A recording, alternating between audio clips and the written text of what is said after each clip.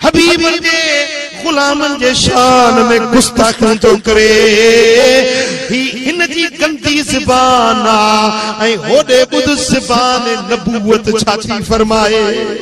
हिकड़े दी हुजूर अलैहिस्सलातु वस्सलाम जन जे हिकड़े पासे हज़रत अबू बकर सिद्दीक़ हो, बे पासे हज़रत उमर हुयो, पाण हथ में हथ मिलाए फरमायो त हा कदा नुबास यौमल क़ियामा, जी अज मुझे हथ में अबू बकर ऐं उमर जो हथ आ, क़यामत जे दिहाड़े में इए उथदासी अबू बकर ऐं उमर मूंसा गॾु हूंदा। सुभान अल्लाह। मुझा सोना हबीब ता फरमाइन हजरत अब्दुल्ला बिन मसऊद राविया हदीस जो किताब इब्नुन नजार